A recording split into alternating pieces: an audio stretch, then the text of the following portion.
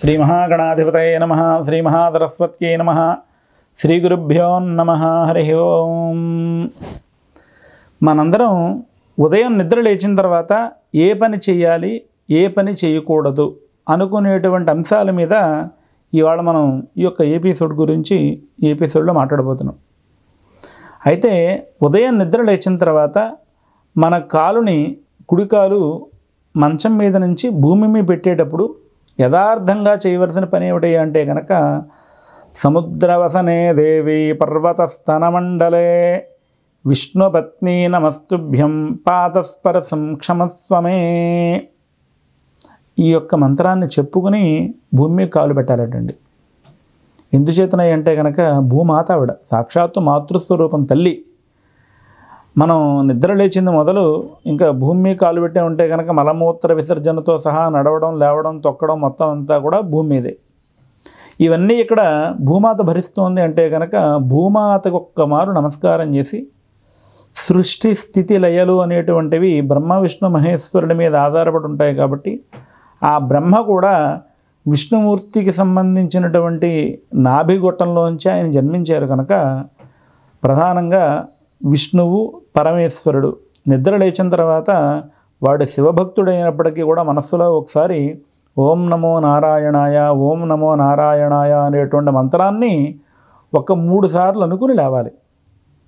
లేచేటప్పుడు కాలుని భూమి మీద పెట్టేటప్పుడు మేము ఇందాక అనుకున్నటువంటి సముద్రవసనే దేవి పర్వతస్థన మండలే విష్ణుపత్ని నమస్తుభ్యం పాదస్పర్శం క్షమస్వమే అని నమస్కారం చేస్తూ భూమాతకి 2 చేతులకి కూడా ఒక్కసారి నమస్కారం చేసుకుని, 2 చేతుల్ని ఒక్కసారి కళ్ళకద్దుకుని, కరాగ్రే వసతే లక్ష్మీ, కరమధ్యే సరస్వతి, కరమూలే స్థితే గౌరీ, ప్రభాతే కరదర్శనం. నిద్ర లేచిన వెంటనే చేతులకు ఒక్కసారి నమస్కారం కళ్ళతోనే ఒకసారి అలా అద్దుకుని ఆ భూమాత నమస్కారం చేసుకుని ఆ తదుపరి ప్రశాంతంగా లేవాలి. అంతేగాని కంగారుగా ఏదేదో ఆలోచనలతో ఏదో ఫోన్ మాట్లాడుతూ వాడు పడిపోయాడా, వాడు తొక్కేశాడా, లేదా వాడు పొడి చేశాడా, ఇలాంటి మాటలతో నిద్ర లేవకుండా స్థిమితంగా ప్రశాంతంగా నిద్ర లేవాలి. అప్పుడు ఆ రోజంతా స్థిమితంగా ప్రశాంతంగా హాయిగా సంతోషకరంగా నడుస్తుంది. అంతేగాని నిద్ర లేచిన వెంటనే ఆ ఫోన్ ఒకటి చేతితో పట్టుకుని ఏవేవో మాటలు మాట్లాడుతూ, ఏ సినిమా స్టోరీల గురించో, అందులో ఏదో విలన్ ఏదో హీరోని పొడి చేశాడు, హీరో ఏదో విలన్ పొడి చేశాడు, ఇలాంటి మాటలన్నీ వింటూ అంటే గత్తరగా గందరగోళంగా కాకుండా స్థిమితమైనటువంటి మనస్సుతో నిద్ర లేచి ఆ తదుపరి ఆ యొక్క అమ్మవారు నమస్కారం చేసుకుని ఆ చేతులను దర్శనం చేసుకుని ఆ తదుపరి వాళ్ళ కులదేవతని మనసులో ఒకసారి ధ్యానం చేసి ఆ తదుపరి వాళ్ళ స్థిమితంగా ప్రశాంతంగా ఏ వాష్రూమ్కి ఏది వెళ్ళినా ఆ తదుపరి ఇంక ఇబ్బంది ఉండదండి. లేదంటే కనుక ఇలా హర్రిబెర్రీగా మనం పనులు చేస్తే కనుక నిద్ర లేచినటువంటి 1 నిమిషంలో దాని మూలంగా మొత్తం అంతా కూడా గందరగోళంగా మారిపోతుంది. సో అటువంటి గందరగోళాలు ఏమీ లేకుండా ఆ రోజంతా హాయిగా ఉండాలి అంటే కనుక అలా చేయాలి.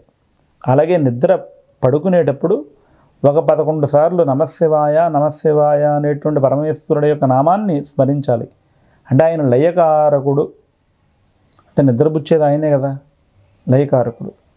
ఈయన స్థితికారకుడు మహావిష్ణుమూర్తి. స్థితికారకుడు కాబట్టి స్థితి అంటే మన నిద్ర లేచిన తర్వాత ఎవరి పని వాళ్ళు, పాలు పోసేవాళ్ళు, పెరుగు పోసేవాళ్ళు, పెరుగు అమ్మేవాళ్ళు, పేపర్ వేసేవాళ్ళు పేపర్ పని, ఎవరు వృత్తి వాళ్ళు చేయాలి కదండి. ఇవన్నీ చేయాలంటే స్థితి, ఆ స్థితి అంతా చేసేది మహావిష్ణుమూర్తి వారు.